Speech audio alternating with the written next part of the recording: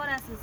Qarang, bizni mana shu siz kirib kelgan Asubiy Xiva shahrimiz ikki qismga bo'linadi. Siz kirgan bu joylarni Ichon qala deydi. Buni nariyog'i bor, bu Dishon qala. Ichon qala degani ichki shahri bo'lgan, Dishon qala bu tashqi shahar bo'lgan. Ichki shahrimizda xonga yaqin bo'lgan boylar, amaldorlar yashasa, tashqi qalada oddiy xalq hunarmand kosiblar yashagan. Qalaning ichi 26 gektar maydonni tashkil qilib, 2250 metr qala devori bilan o'rab olingan. Dunyoni 4 tomoniga qaragan 4 ta darvozamiz bor. Asosiy darvoza siz kirib kelgan g'arbiy darvoza ota darvoza. Biz mehmonlarni mana shu asosiy g'arbiy darvozadan kutib olamiz. Endi Xivani kelib chiqish tarixi desak, oddiy bir quduqqa bog'liq. Oldin bu yerlar cho'l, sahro bo'lgan. Lekin shu cho'l o'rtasida sharq bilan g'arbni birlashtiruvchi katta ipak yo'l o'tgan. Qorib, chachab kelgan karvonlar cho'lga kelganda odamlarni suvi tugab, odamlar to'xtab cho'ldan bitta quduq keldi. Keyin shu quduq suvida odamlar issiqda qorib, chanqab, bitta ho'plab, hey vaqt deb yuboradi. Hey vaqt so'zi eski so'zdan olingan bo'lib, qanday shifobaxsh mazali suv degan ma'noni bildiradi. Yillar o'tishi bilan hey vaqt tildan tilga o'tib, hiva bo'lib ketgan. Suv bor joyda hayot bor, sekin-asta bu shahar paydo bo'ladi. Endi qarang, Xorazm so'zining ma'nosi desak, bir yilda 365 kun bo'lsa, 300 kunimiz quyoshli bo'lgani uchun Xor degani quyosh, Azm degani bo'lka. Sizlarga yana bir bor quyosh o'lkamizga o'qish kelibsiz, ekskursiyamizni boshlaymiz. Marhamat qilmasangiz. Haydang. Ziyoratni xursand qilamiz. Ana asosiy joylarni ko'rsataman. Ko'rib bo'lganingizdan so'ng siz bemalol ichida aylanib yuraverasiz. Shuning oldin ziyorat, keyin tijorat, maylimi? Xo'p, rahmat. Ketdik. Translation tutdan prямо эфир. Prямо эфир. Kelib yig'ilib olamiz endi. Necha odam bor ekan? Yo'q. Efir. Prямо эфир emas. Aha. Video. Просто videomi? Ava. Qarshimizdagi chiroyli madrasa Xivaxona Muhammad Aminxon madrasasi bu. 1851-yilda qurilgan madrasamiz 2 qavatli bo'lib, 130 hujradan iborat. Bu yerda diniy, dunyoviy bilim berilgan. Madrasada bir vaqtning o'zida 260 talaba yetishib chiqqan. Qarshimizdagi turgan ulkan minora qurilishi 1852-yilda qurilishi boshlanadi. Bu minora O'rta Osiyodagi eng baland 100 metr balandlikda bo'lishi ko'zda tutilgan. Lekin rivoyatlarga ko'ra deydi xon, ustani chaqirib shunday deydiki, sen bir ulkan minora qur, men bu minora tepasida Buxoro amirini ko'ray deydi. Keyin o'zini odamlariga aytadiki, minora bitgach, darhol ustani yo'q qiling, toki mendan boshqa bunday ulkan minora bo'lmasin. Bundan xabar topgan usta minorani chil qoldirib, qanot yasab uchib ketgan, qochib ketgan deydi. Bu bir afsona, rivoyat, lekin aslida tarix yozadi. 1852-yilda Xivaxoni Muhammad Aminxon minorani qurdirishni boshlab, o'zi 1855da u Eronga yurish ochadi. O'sha payt jangda halok bo'ladi. Undan keyin taxtga Muhammad Aminxonning akasi Sayyid Abdullohxon taxtga chiqadi. Akasi aytadiki, madrasasi bitdi, men bu minorani davom qildirsam, baribir meni nomimga kechmaydi deydi-da minorani chalaligicha qoldiradi. Keyin xalq madrasa minora haqida bayt aytadi. Muhammad Aminxon madrasasi bitdi, minorasi bitmadi, Muhammad Aminxon murodina yetmadi. Agarda minora bitgan taqdirda ham xon murodiga yeta olmas edi. Sababi Xorazm Buxoroga nisbatan geografik jihatdan pastlikda joylashgan. Hozirda minora 28 metrda, chala bo'lsa ham kelayotgan sayyohlarni chalaligi bilan jalb etib kelmoqda. Hozirgi kunda yonidagi madrasasi mehmonxona vazifasini taqdirlayotgan ekan. Qarshimizdagi turgan shu ulkan minor xalq og'zidagi kalta minor, ko'k minorasi mana shu chiroyli minora bo'ladi. Davom etamiz, yetishib yuringlar, chaqqa yuring. Ashli diqqat bilan yetishinglar. Yozdirib qo'yinglar.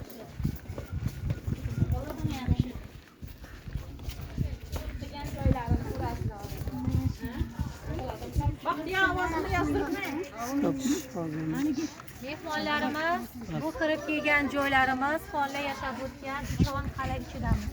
Qalaning 26 gektar bo'lsa, 26 gektar ichida 395 ta xonadoni bor, 4000 ga yaqin aholisi hozirgacha yashaydi. Bu yerda mahalla uylarini ko'rasiz. ularga e'tibor bersak, shifr qilmaydi, oqab urmaydi, mumkin emas. Negaki Ichonqal'a 90-yili Yunesko kirganligi sabab bu yerlarni o'zgartira olmaydi. Biz turgan mana shu maydon o'zini davrida qatl maydoni ham bo'lgan. Xalqdan bir ma'lum kuni peshin namozidan so'ng tevarakka butun xalqni yig'ib, xalqni ko'z o'ngida jazolar mana shu maydonda bo'lgan. Qadimda jazolar juda og'ir bo'lgan, jinoyatchi ham kam bo'lgan. Katta bir xivaxonligini bu yerga kichkinagina zindoni bo'lgan. Hozir zindoni haqida ma'lumot beraman, keyin ichkarisiga kirib ko'rib chiqasiz. Eng og'ir jazo turlari odamni tiriklayin minoradan tashlash, 80 sm qoziqqa odamni tiriklayin zarb bilan o'tkazish. Uchinchi og'ir jazo turi tiriklayin odamni oyog'ini osmonga qaratib boshdan yerga qo'mish. Uchalasi eng og'ir jazo turlariga kiradi. Yengil jazo turi daradush bo'lgan, darasotli bo'lmagan, charmdan bo'lib ichida yupqa temir ham qoplangan. Urushdan oldin darani 1-2 kun namakka shumdirib qo'yadi. Urganda dara ham kesadi, ham achitadi. Uradigan odam ham baquvvat kuchli odam bo'lganki, urganda ham faqat o'pkasi bilan pochkasiga uradi. Uzog'im 5-20 kun ichida o'pka bilan pochkasiga urib baribir inson tirik qolmaydi. Agar xulqi buzuq, gunohkor ayol bo'lsa, uni jazosi ayolni olib bitta qopning ichiga solar ekan, keyin shu qop ichiga 3-4 ta yovvoyi qum mushuk bor ekanda, qopni o'zini mahkam olib mushukni savalaydi. Zarbaga chidolmagan mushuk qop ichidagi ayolni tirmalab, tishlab, bo'g'ib o'ldirib qo'ygan. Mana shu bari jazo turlari hammasi xalqni ko'z o'ngida bo'lgani uchun ham jinoyatchi kam bo'lgan. Shu uchun ham katta bir xivaxonligini hozir ko'rib chiqasiz, kichkinagina zindoni bo'lgan. Marhamat, marshrutdan chiqadigan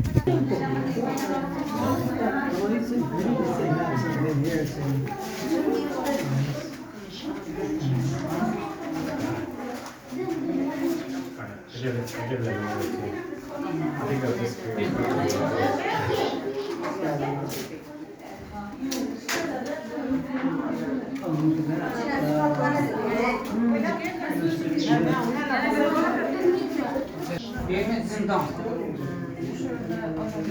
Çünkü aynaların içine kabuk koyacak. Oynamam. Çıktı.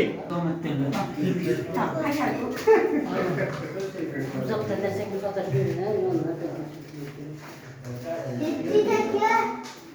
Ha, sen.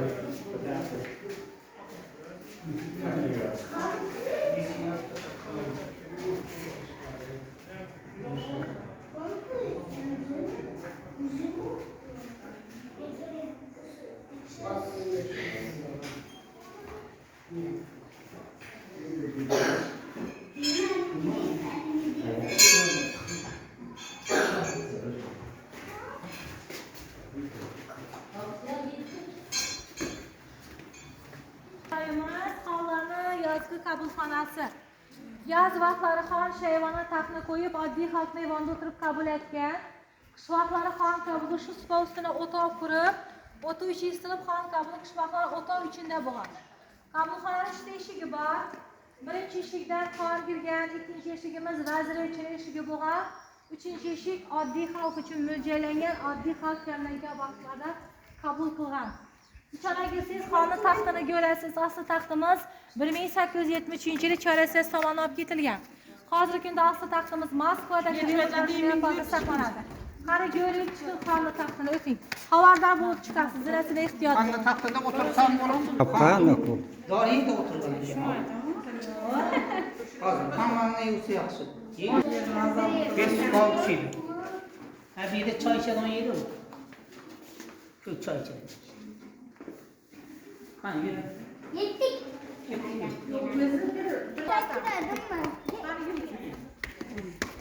Qani yuringlar. Ey, qatish. Hammalari yetishib yuringlar.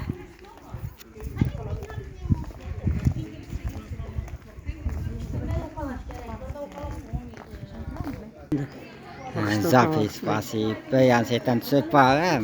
O, da się szybko. Muzika bo'lsa, pauza bosamiz.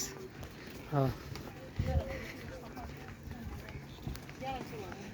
Yani Uralgan yerlerinden gördüğümüz bahçe. Oralık yani kazı için teyarla koyulgan beklenen yeri var adı kısımda. Bastın mı? Ha.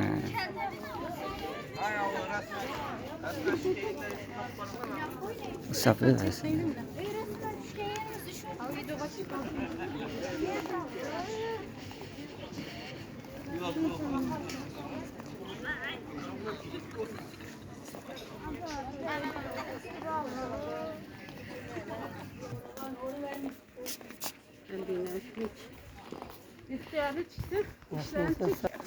Adam vadim bo'lib turibdi. Ina hurmatda bu narsa ko'ko'ya. Qir ko'ralmi? Kelinglar berga hammalaring, eshtinglar. Bo'lmasa mana shu yig'ilib olamiz, shu yerda biroz ma'lumot berib o'tamiz. Ana bu yerdan chiqib siz bemalol aylanib, tomosha qilib, qolagan joyingizga kirib yuraverasiz keyin. Palvonberdan tushuntirsangiz, shunda tushuntiraman, va keyin boraverasizlar. Mayli, xo'p. Mehmonlarimiz diqqat qilib eshitamiz endi. Qarang. Bu kelib kelgan joyimiz eng ajoyib eski 1000 yillik jome masjidi. O'zini davrida 3000 dan 5000 yaqin kishi namoz o'qigan. 213 ta ustun, naqshlar 213 xil, aslo bir-biriga o'xshamaydi. Qadimgi 1000 yil bo'lgan ustunlarimiz bor. Kattalaridan 1000 yilligidan 7 ta ustun, qolganlar 17-18 asr ustunlarini ko'rasiz. Masjidning birinchi tiklanishi 10-asr, ikkinchi marotaba 1740-yili Eron shohi Nodir shoh hujumidan so'ng masjidga tasodifan yong'in tushadi.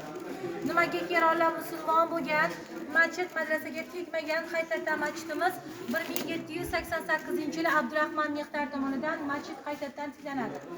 Abdurahmon Mehtar bu xon xazinabonchisi bo'lgan.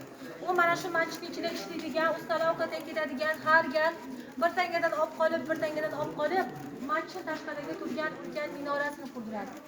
Minora bitgandan so'ng ustalarning hammasi minoraga olib kelib, odamlar, ko'ringlar, agarda biz nafsimizni tiymaganda mana shu turgan minorani yutib olgan bo'lardik. Nafsini tiygan bu imom deb minorani ko'rsatib qo'ygan ekan. Masjidda hozirgi kunda bu yer muzey qilingan, juma namozlari qala tashqarisida o'qiladi. Hozir siz bu yerni ko'rib bo'lgandan so'ng Pahlavon Mahmud ziyoratgohiga o'tasiz. Pahlavon Mahmud ziyoratgohi mana shu orqasida. Mana shu yerda sizga ma'lumotini beraman. Pahlavon Mahmud bu inson 1247-1326-yillarda yashab o'tadi. 3 xil kasbi bo'lgan. Birinchi kasbi ota kasbi po'stindo'shchilik bilan shug'ullangan, mol terisidan po'stin tikib sotgan. 10 so'm pul topsa, 9 so'mini xayriyaga ihson qilib, faqat 1 so'm pul bilan shogirdlari bilan kun kechirgan.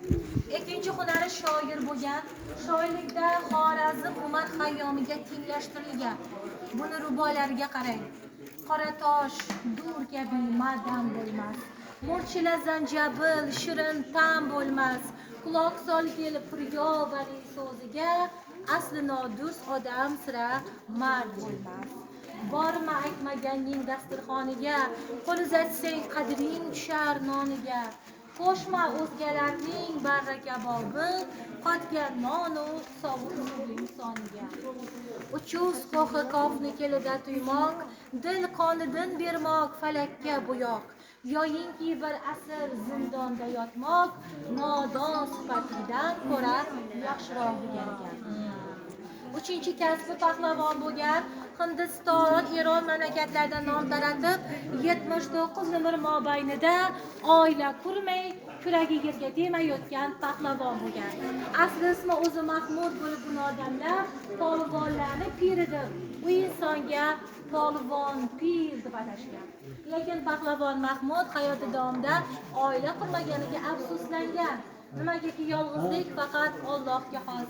Bir kun pahlavon Mahmud kurashayotgan payti raqib tomoniga ikkita odam yordamga yugurib keladi.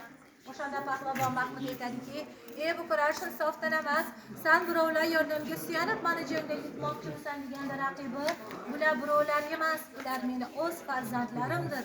Farzandlarim bu meni o'zim demakdir" degan ekan. Ana o'shanda pahlavon Mahmud hayoti davomida oila qurmaganiga afsuslandi deydi. Pahlavon Mahmud bu juda o'ta og'ir davrlarda yashab o'tgan, ya'ni Xorazm shohlar davlati yemirilib, Chingizlar bizga kirib kelgan payti, ularni otlari, uloqlari yerlarimizni tepkilab, unumdorligini yo'qotadi. O'sha oshachi paytida pahlavon Mahmud yana shunday so'zlarni yozadi.